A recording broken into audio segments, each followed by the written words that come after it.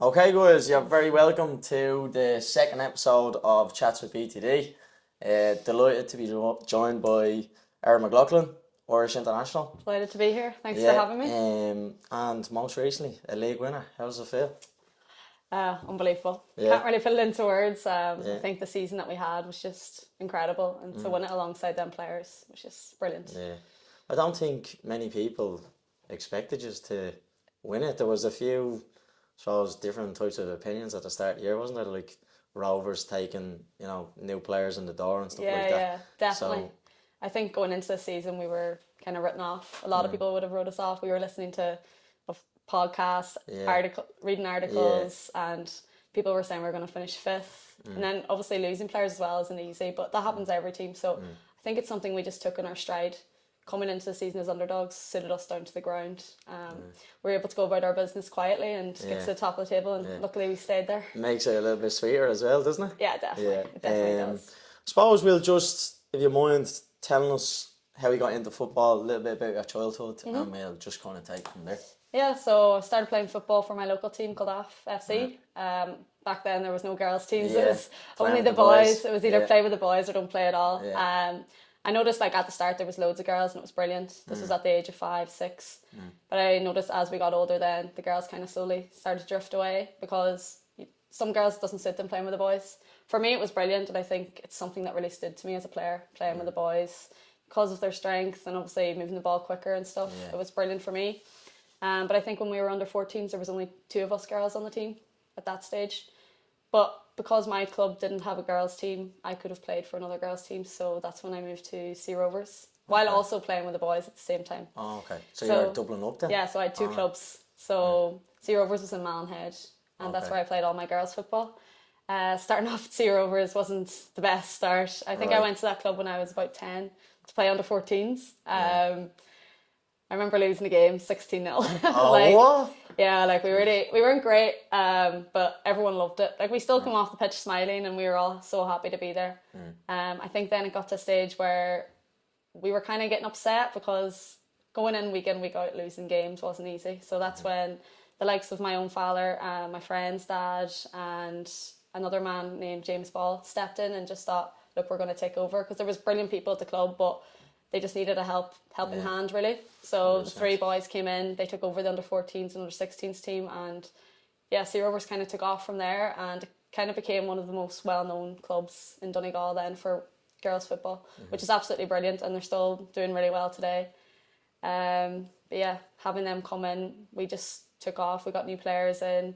We started winning cups, started winning league titles. It was brilliant. I think people got sick of us then, but it was nice for us because we knew what it was like to be at the bottom. So to be at the top then was quite nice.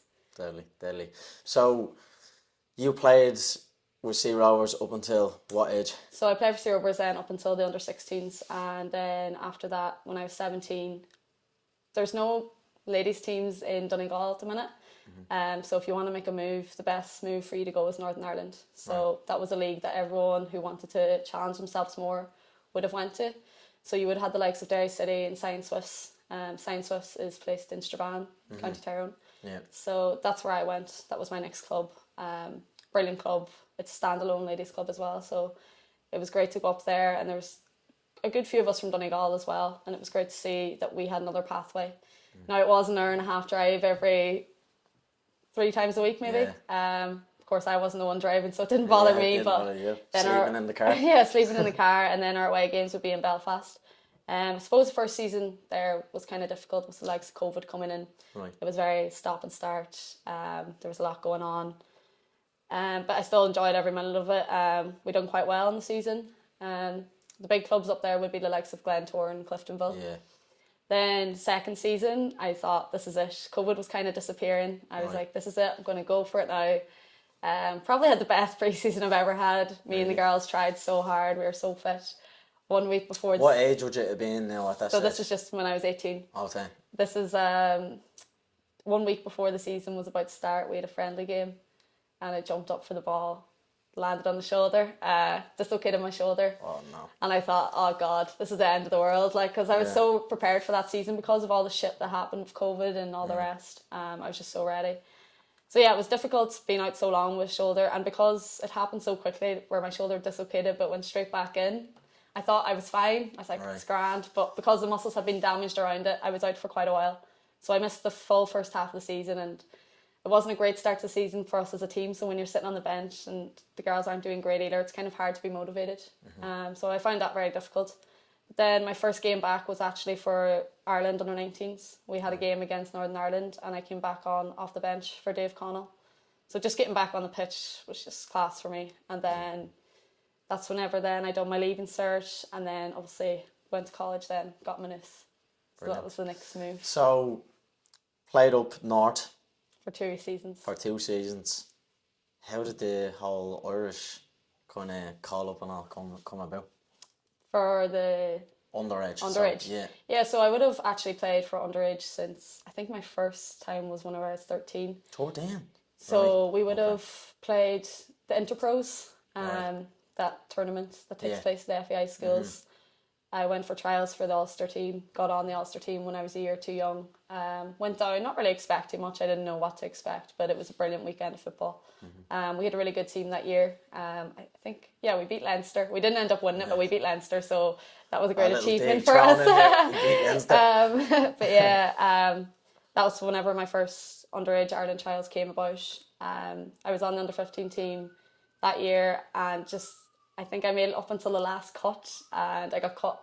I was one of the last people to get cut. So yeah, that was kind of a moment for me as well, where I was disappointed, and I suppose I didn't really want to feel like that again. So when the next year came around, I went through the same process, got on the Ulster team, captained the Ulster team that year, got Ireland trials again, and I wanted that to be my year. So I made it on to under 15 team that year, and we had a great team actually. We went on, we won the John Reid Cup over in England, and we also won the Bob Doherty Cup. It took place up in Belfast. We beat England in the final 2-1. Oh, really? I scored a header, so it was, Did you? it was great. Climbed the fame. Yeah. From there then it was the under 16s with Sue Ronan. We played, that's like a development squad. Right. So there was loads of development there for us, games over in Belgium, Czech Republic. Then I got called up to under 17s team with Colin Bell. Right. So that was a great experience for me as well. I wasn't really a huge player in that team, it was more for the experience, but the experience was deadly, and from there I got called into the home base sessions with Colin Bell as well. So I used to have to travel from Donegal to Dublin every Wednesday. Oh, really? Because I was in TY, it was fine. Yeah. Like I used to travel down maybe 12 o'clock during the day for a turn session. I and suppose, back sorry up. to kind of like cut across you, but No, you're fine. as you're literally just speaking there over the last couple of minutes, one word that just comes into me head is just commitment. Yeah. Straight away. So that's probably where you are today. So like when you were younger, traveling, you know, what you say, an hour and a half to get to get to training, and even, you know, traveling every Wednesday from Donegal to Dublin. Yeah. So there you go. Just goes to show. Yeah, 100%. I think there's a lot of things you have to sacrifice as well. Like the likes of my friends who don't play sport. Yeah. Could be hard for them to understand why she can't come here, why she can't come there. But in the end, I think they finally got it. Yeah, 100%. But yeah, it does take a lot. But And I suppose it might be cliche, and anyone that's played for their country probably get asked that question, you know, all the time. But is there one sentence or even one word that you can describe it? What is the actual feeling like of playing for your country?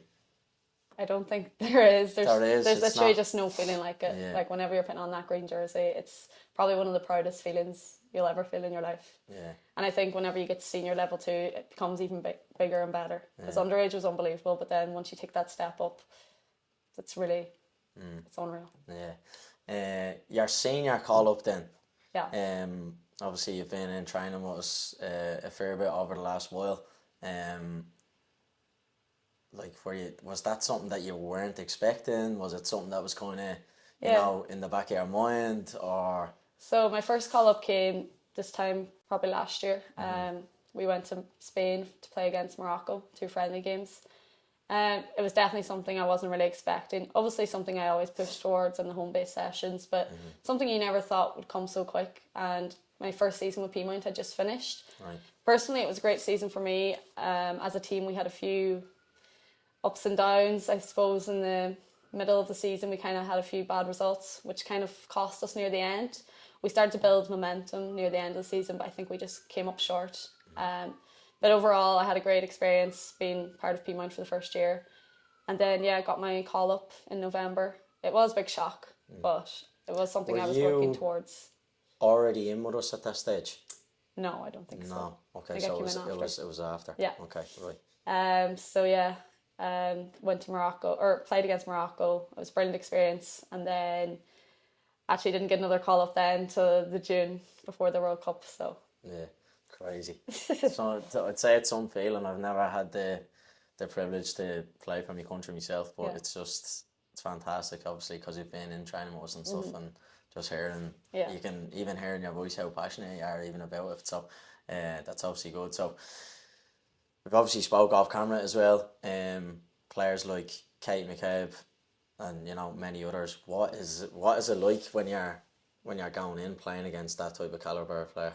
Yeah, I think it's unbelievable. Like, you always see them playing and you think hopefully one day you'll get to there, and then next thing you're in with them, you're training with them, and like the quality in Surreal training, moment it's type of just thing, it's so class. And to be able to push yourself to that standard, I think it's great as well. And to be in training with the likes of Katie McCabe, Denise O'Sullivan, it's just incredible.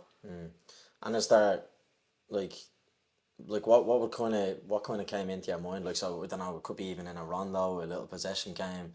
Is it like when you're because obviously it is a step up training with Peamount to go and playing at international level? Is it right, this ball is just moving quicker, or is it like what kind of differences would you say are there, or that you notice kind of nearly straight away? Like, I think you hit it nail on the head there straight away. The ball just moving so quick. I think you've a lot less time to think about stuff, which kind of in a way is a good thing as well, because sometimes I feel like when you have too much time to think about it, you end up just making the go off wrong instincts, decision. So whenever you've less time, you're just like, you know what's coming, and you have to nearly know what you're going to do before the ball comes to you, which is brilliant. And I feel like being in that scenario, then I can bring that back to Peamount, and it helps me improve so much as well. I know what my next step is before I get the ball. So. And then, whether it's on the pitch or off the pitch, how would you describe maybe standards or professionalism from, I suppose, just everything as a whole? Like, I'm not saying that it wouldn't be like that at Peamount, but professionals are professionals for a reason, and they're in that position for a reason, I suppose, as well. So I suppose professional setup, it's great. Like, I obviously had experience with it at underage, so I feel like underage kind of gets you prepared for that. So when you go into seniors, it's not like this is brand new to me. Like, you kind of have a taste of that at underage. Obviously at seniors it's a lot more, and the matches mean a lot more, the results, everything.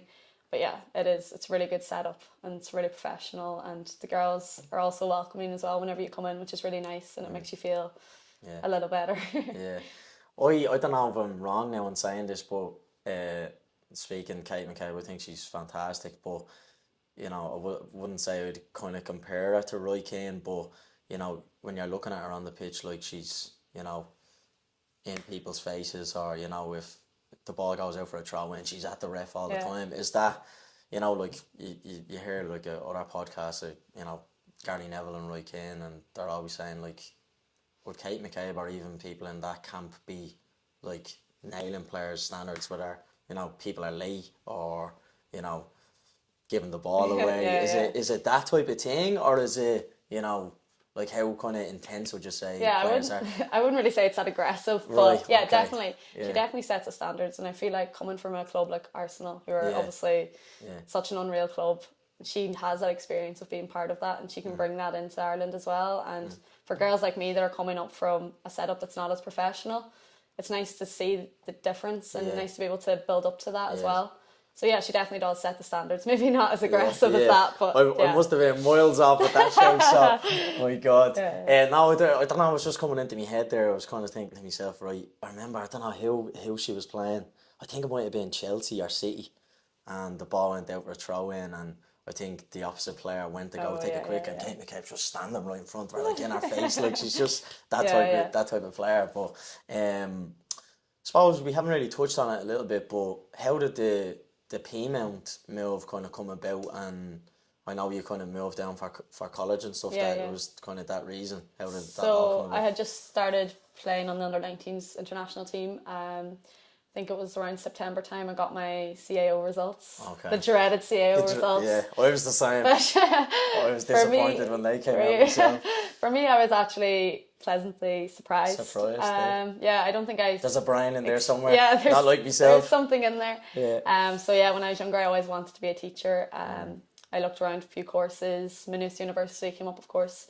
I seen the soccer scholarship there. The man who's over that's Barry. And Barry was on to me about soccer scholarship. So I just thought this could be a good opportunity for me to go now. To be honest, I wasn't really thinking about club football at that stage. It was more just get down there and then find a club. So yeah, when I got Maynooth then, I thought this is an opportunity I can't really turn down.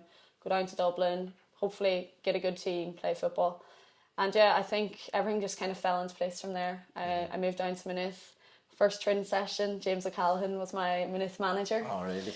So I think after the first session, I just had a little chat with him and he asked me would I be interested in coming up to Peamount. Of course, I'd seen Peamount all over. Yeah.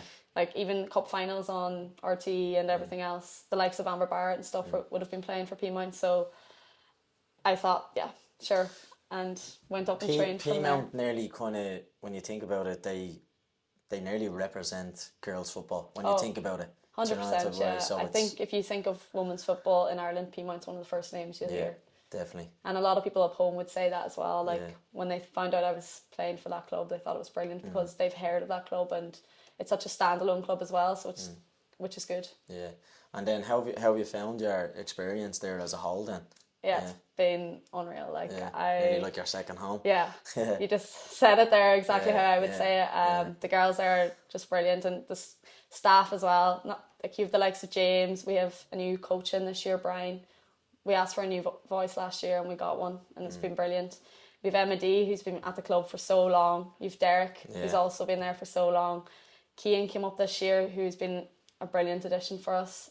And then we have Babs who's our kit woman, but she's like a mother. Anything you need, Babs gives to you. She is fresh fruit for us nearly every day of the week, which is only a small thing, but it means so much. She has our kits ready every week. Anything you need, she has for you. Small details are the finer details. Yeah, and I think this year that's what got us over the line the most because of what a team we were and how close we were. After we got the cup the last day, one of the girls, Avril, done a speech about Karen.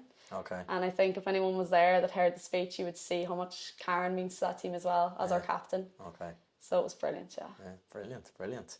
Do you mind talking to me a little bit about what you're actually studying in college then as well? Obviously, I know you're studying to be a teacher.